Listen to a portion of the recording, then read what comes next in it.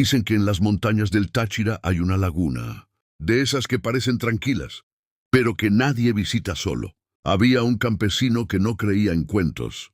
Decía que eso de espíritus eran cosas para asustar niños. Un día decidió ir hasta la laguna, aunque ya le habían advertido que no fuera al anochecer, y menos solo.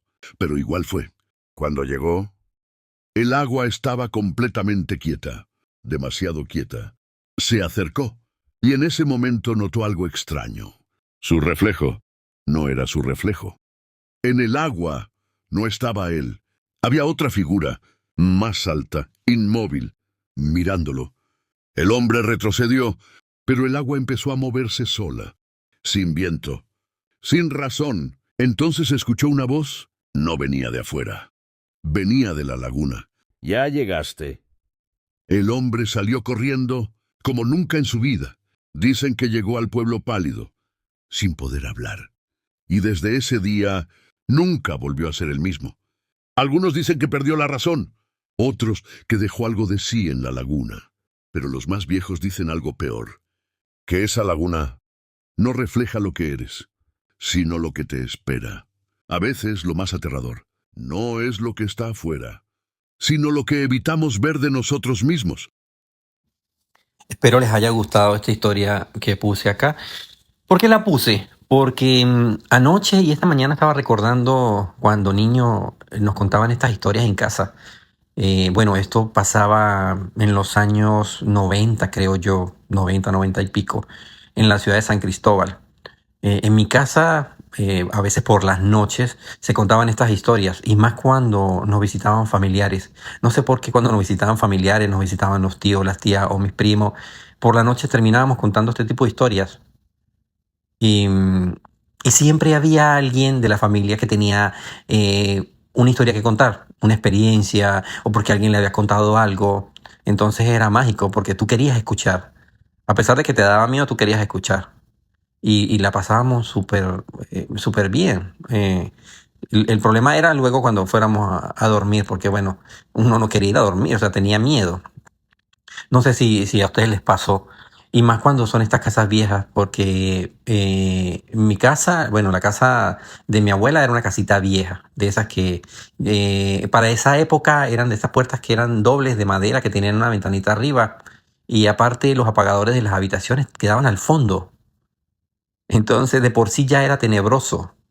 A veces uno tenía que ir a la habitación, pasar un pasillo, y para poder encender la luz tenías que atravesar toda la habitación.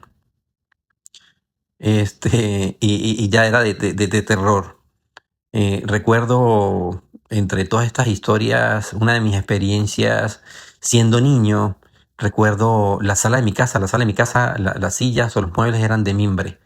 Para los que son del Táchira sabrán qué son esas sillas, ¿no? Entonces mi mamá me envía a la habitación, porque me acuerdo que habían varios niños jugando en la calle. Eh, Era muy tradicional, muy normal que en las casas sacaran las sillas en la parte de afuera de la acera, de la acera, no sé si estoy bien o no, luego me corrigen.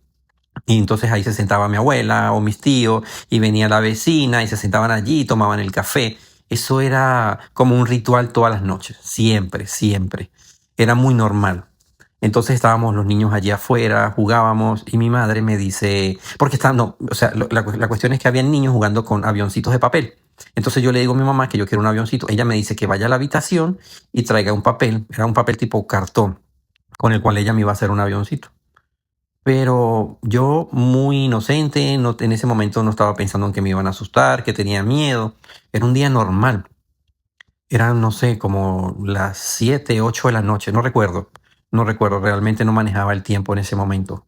Uno como niño no está pendiente de ese tiempo, ¿no? No es como ahora, como que de adulto, que tú estás pendiente del tiempo, porque el tiempo se te va en un abrir y cerrar de ojos.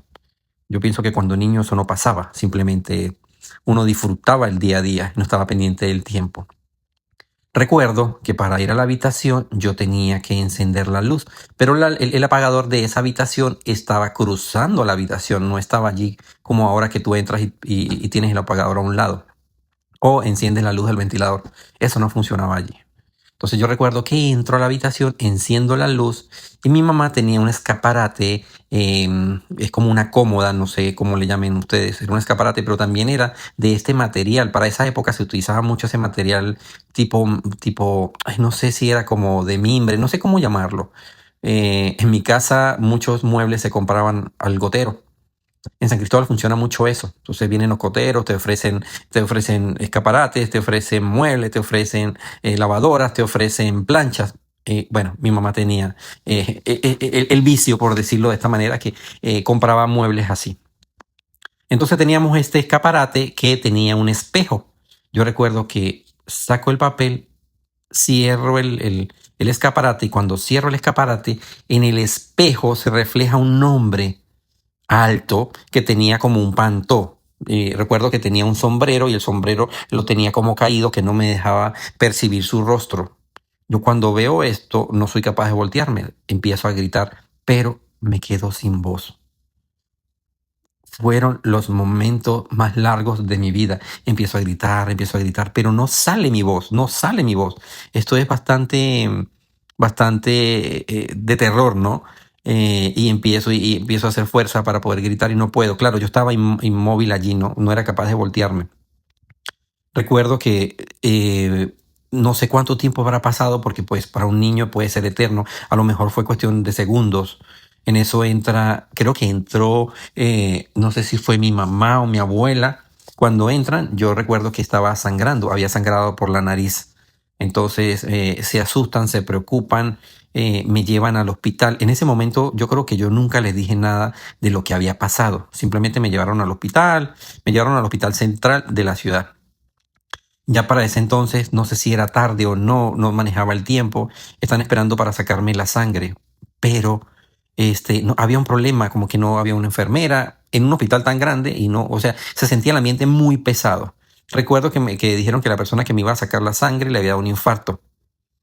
No sé por qué, no sé qué habrá pasado, pero todo se veía muy extraño. El hecho es que mi mamá me saca de allí y me lleva nuevamente a la casa porque pues ya ella me vio bien y al otro día ella decidió hacerme los exámenes de sangre en un laboratorio privado, pero todo salió normal. No pasó nada, no tenía nada, o sea, no había explicación para lo que había pasado.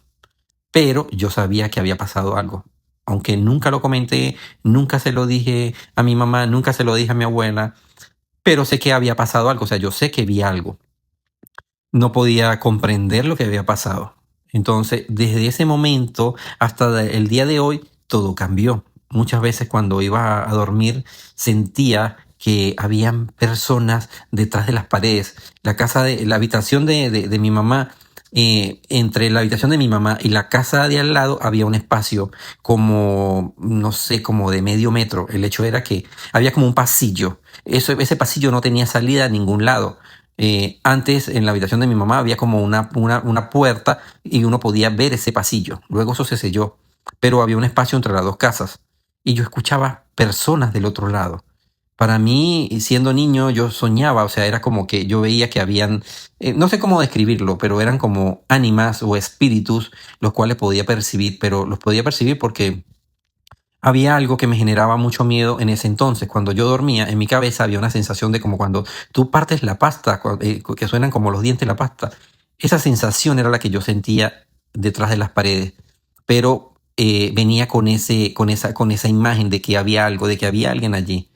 Siempre lo sentí y siempre mantuve que había algo allí.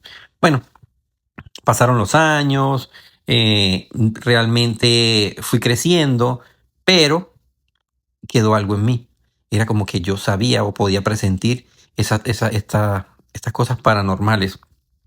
Recuerdo que empecé a estudiar en un colegio que se llama Santísimo Salvador, que queda en la avenida Pueblo Nuevo. Eso está en San Cristóbal, para los que conocen San Cristóbal. Entonces, empecé a estudiar allí desde sexto grado en adelante. No, o no recuerdo. Sí, creo que llegué desde quinto. Pero ese colegio quedaba muy cerca de mi casa. Entonces empecé por cuestiones de la vida o circunstancias de la vida, me metí a Monaguillo. Para los que saben que es Monaguillo, son aquellos niños que le ayudan a los padres. Estando ahí en la iglesia, porque esa iglesia pertenecía a esta parroquia, a este colegio al cual yo asistía. por cuestiones de la vida, empecé a llevarme muy bien con la persona que asistía a la casa cural, que es donde vive el padre, y cuando me di cuenta estaba viviendo allí. Me hice muy amigo de la señora, una señora que se llamaba Dora, la señora Dora. Y en ese momento estaba el padre Roa, imagínate, hace muchos años. Él tenía un programa que se llamaba Semillas de Esperanza. Yo dormía en una habitación en el segundo piso. Esa habitación tenía una ventana que daba hacia el colegio, pero también podías ver la iglesia, o sea, se podía escuchar todo. Recuerdo por la noche, en una de las tantas noches, estoy durmiendo allí, estoy solo. En ese momento también en la casa había un muchacho que había traído de un albergue y estaba allí. Eran condiciones diferentes. Yo estaba allí porque quería, porque se me presentó la oportunidad y pues lo estaba disfrutando. Y yo estaba solo y de repente empiezo a escuchar un murmullo en la ventana como si en la iglesia habían personas. Y eso era como la medianoche, no sé. Yo me levanto y yo escucho como cuando mueven los muebles de la iglesia, como se escucha ese eco y como murmullo de muchas personas. No se entendía qué estaba pasando, pero eran personas. Entonces yo me bajo del segundo piso, voy y le toco la puerta a esta señora, a la encargada, porque ella dormía en el primer piso, y le digo lo que está pasando. Sin embargo, ella simplemente me dijo que no, que, o sea, como que yo estaba, o sea, no me lo dijo que yo estaba delirando, pero me dijo que no, que eso, que yo no estaba escuchando nada, que seguro yo estaba, me asusté porque arriba en esa habitación también habían imágenes de yeso, de la Virgen, de Cristo, porque ahí guardaban todo ese tipo de cosas, pero eso no me asustaba. Entonces pensó ella, bueno, este muchachito se está asustando por eso. Sin embargo, me sacó una colcha para que durmiera ahí abajo en el primer piso, como en un pasillo al lado de su habitación. Yo pasé la noche allí, ella me dio una estampita como de la Virgen y me quedé dormido. Pasó. Luego al otro día ya ella pues se levanta y me dice que lo que yo había escuchado, según ella, eran las ánimas, que no me quiso decir nada ese día porque obviamente pues me iba a asustar más. Ella me dijo, no, esos son las ánimas, no te preocupes, que no te va a pasar nada. Pero yo dije, no pasar nada, no mames, o sea, yo ahí no vuelvo a dormir. Me regreso. Pasó así. Yo decidí no dormir más en esa habitación, me mudé a otra habitación, una habitación mucho más grande. Esa habitación era, yo terminaba de subir la escalera al segundo piso, era la primera habitación que yo me conseguía. Yo tenía rato durmiendo en esa habitación, pero para mí todo era normal. Pero, como todo, una de las tantas noches yo llego, me acuesto a dormir, pero me quedo mirando hacia la pared, normal. Cuando de repente siento que alguien abre la puerta de la habitación. Siento la energía cuando la persona entra y se sienta en la cama. Yo en ese momento quería como morir. O sea, esto no es que sea esto es literal, ¿no? O sea, y yo quería como morir, o sea, yo empecé a orar, no sabía a quién más encomendarme, me quedé paralizado en la habitación.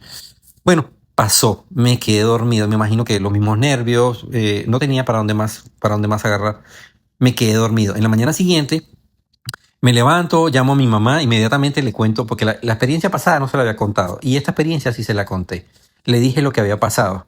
Ella fue en la mañana funcionaba una oficina ahí, que era donde las personas van para mandar, para inscribirse para matrimonios y para los bautizos, había una oficina allí que atendía todos estos casos. Ella llega y le habla a la chica y le dice, mira, mi hijo pasó esto, esto y esto y esto, contándole, ¿no? Así como que qué raro que haya pasado esto. Y ella le dice, ay señora, te voy a decir algo, pero no se vaya a asustar. Eso que le pasó a su hijo no es la primera vez que pasa. Ya otras personas que se han quedado a dormir allí les ha pasado lo mismo. Pero le cuento, realmente en esa habitación vivía el padre fundador de esa iglesia. Otras personas lo han visto salir de esa habitación y lo han visto bajar las escaleras. Entonces, lo que yo viví fue algo real. O sea, tuve una experiencia paranormal. En- Y, y yo dije, no, yo no puedo estar aquí más. O sea, siendo un niño no puedo estar aquí más. Me fui a mi casa, empecé nuevamente a vivir con mi mamá, con mi abuela, pero viví estas experiencias. Por eso yo digo que de que vuelan, vuelan. Por eso yo creo en lo paranormal. ¿Que hay algo más? Sí. Que este no es el único plano en el que hay vida, no. Bueno, cambiando de tema, vamos a terminar acá con este arroz que ya casi, casi va a estar listo porque realmente ya está haciendo demasiada hambre. Y yo ya tenía el arroz preparado, lo preparé temprano. No sé si les comenté que primero puse a cocinar la pechuga con sal y ajo.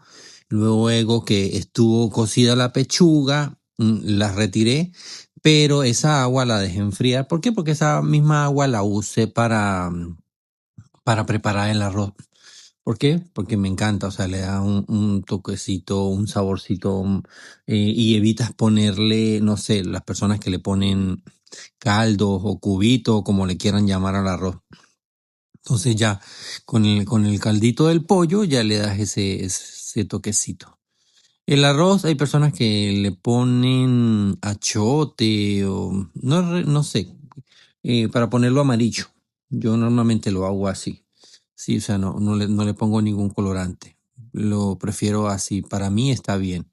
No tengo que añadir nada más. Entonces aquí ya tengo todo. Estoy revolviendo para que quede bien, bien, bien. Que se pueda mezclar todo. Y lo voy a dejar un ratico más, ¿sabes? Voy a poner un poco más de arroz y lo dejo un ratico más y lo dejo cocer un poquito, solo un poquito, porque ya prácticamente está listo. Sigo revolviendo. Cuando ya pueda ver que se ve parejo, entonces lo dejo quieto. Sigo revolviendo para evitar que se me vaya a quemar o se vaya a pegar.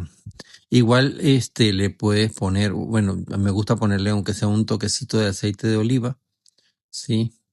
A mí me gusta, no necesariamente tienen que ponérselo, pero ya va a estar prácticamente listo.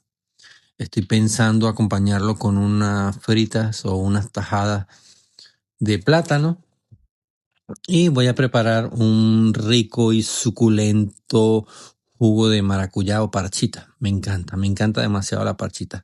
Creo que ahorita como está el clima, que está haciendo bastante sol, un jugo de parchita es bastante refrescante.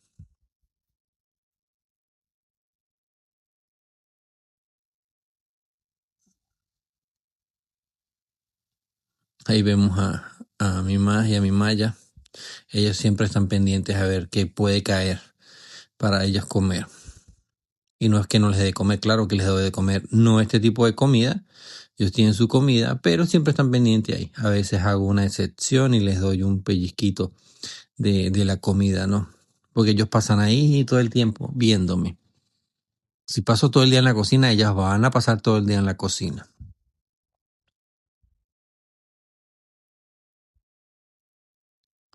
Ahí está mi Maya. Maya, para quien no sepa, es venezolana y su hijo más es mexicano.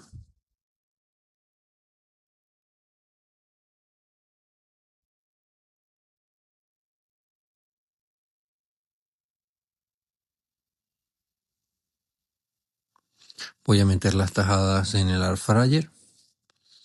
Pongo solo unas pocas para mí y mi esposo.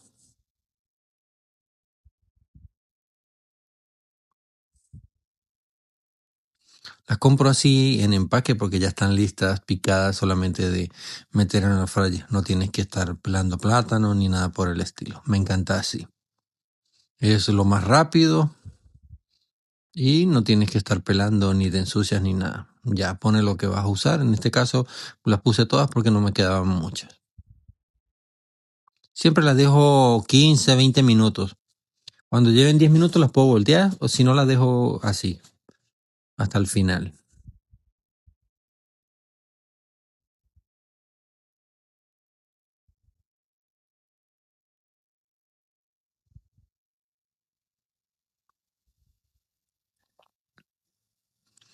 Voy a preparar el jugo de parchita o maracuyá. No sé si, creo que no voy a usar la lavadora, mira, yo, bien. Voy a usar la licuadora pequeña mejor. Realmente lo que voy a preparar es poco.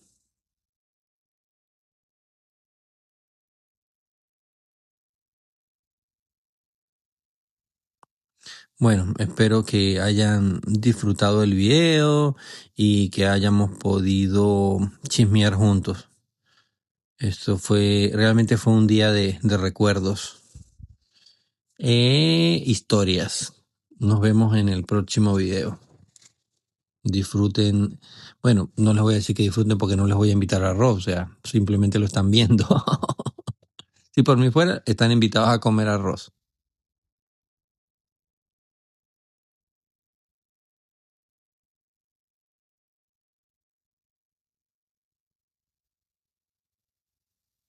Ah, y la pulpa de parchita también la compro así. Aquí normalmente no la he visto en fruta como tal, natural, que tú la puedas comprar, picar y prepararla, no. Normalmente las venden las pulpas así y pues también me sirven, aunque no creo que sea 100% pulpa. Sí se le siente un sabor como un poquito diferente, pero igual pasa.